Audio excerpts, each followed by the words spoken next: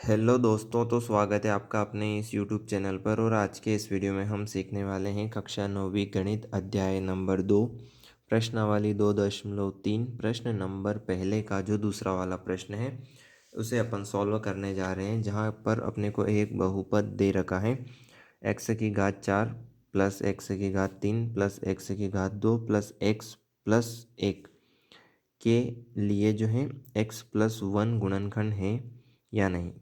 ठीक है, के लिए आपको ये देखना है कि x+1 जो अपने को मान दे रखा है वह गुणनखंड है या नहीं। तो हम जो है इसे सिस्टमेटिकली ऑर्डर में इसे सॉल्व करने जा रहे हैं। तो आप अच्छे से देखें और समझें ताकि आप कुछ अच्छा और नया यहाँ पर सीख सकें। ठीक है, तो सबसे पहले हम इस बहुपद को मान लेते हैं। माना, ठीक है, अपने को दिया है, माना P X is equal to कितना है, एक्स की घात 4, ठीक है, प्लस एक्स की घात 3 प्लस एक्स की घात 2 प्लस एक्स प्लस 1। ठीक है, ये अपने को यहाँ पर दे रखा है। तो हम यहाँ पर देखेंगे कि x+1 अपने को दिया है इज इक्वल टू 0 अपन मानेंगे। ठीक है, तो 0 जब आप रखेंगे यानी कि रखने पर, तो 0 बराबर के लिए रखेंगे तो x इज इक्वल टू अपने को मान कितना मिलेगा, ये -1 हो जाएगा। यानी कि यहाँ पर अभी प्लस का है तो बराबर के इधर आएगा तो माइनस का हो जाएगा, यानी कि -1 आपको यहाँ पर देखने को मिलेगा। ठीक है, यहाँ तक आपको समझ में आया होगा। अब आपको क्या करना है कि जो x का मान अपने को मिला है -1, इसे आपको रखना है इस वाले बहुपद में। ठीक है, यानी कि px जो अपन ने माना है यह क्या हो जाएगा, x का मान -1 हो जाएगा। अब x की घात 4 है, यानी कि 1 की घात भी कितनी है, 4 है। अब x की घात 3 है, मतलब -1 की घात कितनी है, 3 है।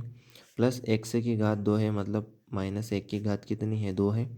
प्लस इसके बाद में x है तो -1 आएगा और प्लस का 1 अपना रहेगा। ठीक है, तो यहाँ तक आपको अच्छे से समझ में आया होगा।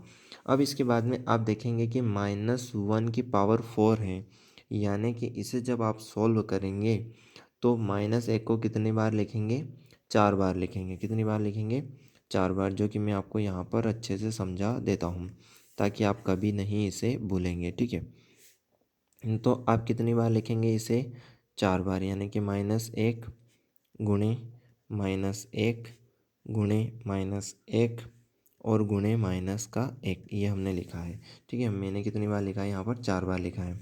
तो अब ऐसी स्थिति में आप देखेंगे माइनस माइनस एक बार हो जाएगा प्लस, फिर माइनस माइनस फिर हो जाएगा प्लस, यानी कि प्लस प्लस रहेगा प्लस, यानी कि टोटल मान कितना आएगा इसका, 1 ही आएगा, क्योंकि 1 का गुणा 1 से करेंगे तो 1 आएगा, 1 का गुणा फिर 1 से, फिर 1 का गुणा 1 से, तो यानी कि कुल मिलाकर के मान अपना कितना आएगा, 1 आएगा। यानी कि -1⁴ कितना मान मिलेगा, 1 मिलेगा। इसके बाद में प्लस का साइन है, अपन लगा देते हैं। अब -1⁴ है, यानी कि अपने को 3 बार लेना है, तो अपन रखते हैं 3 बार। माइनस माइनस क्या हो जाएगा, प्लस। ठीक है, और ये माइनस हो जाएगा, यानी कि माइनस प्लस फिर कितना आएगा, माइनस आएगा। कितना आएगा, माइनस आएगा, यानी कि अपना फिर बन जाएगा माइनस। तो यानी कि आप देखेंगे -1 यहाँ पर देखने को मिलेगा।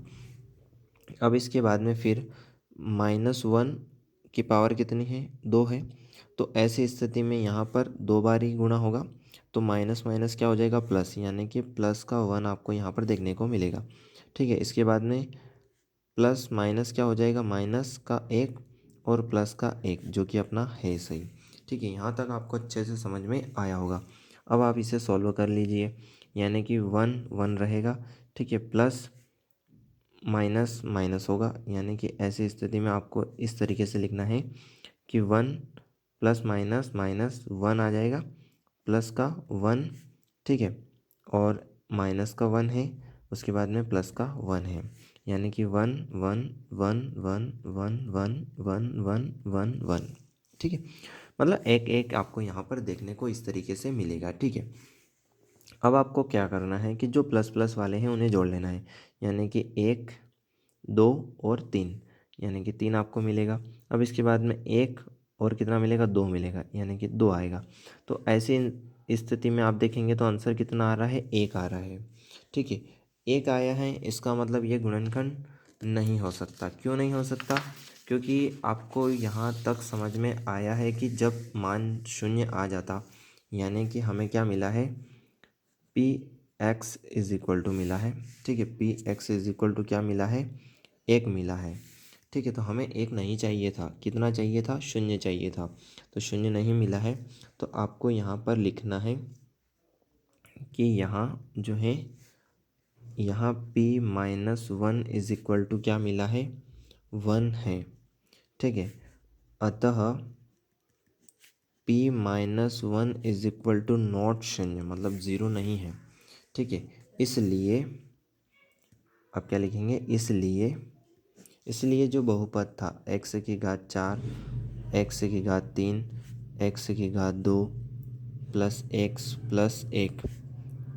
ठीक है, तो जो है बहुपद के लिए जो हमें दिया गया क्या, x+1 एक गुणनखंड नहीं है।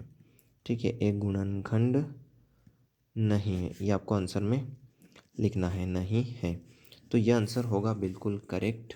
इस तरीके से आप इस प्रश्न को सॉल्व कर सकते हैं। उम्मीद करता हूँ आपको समझ में आया होगा।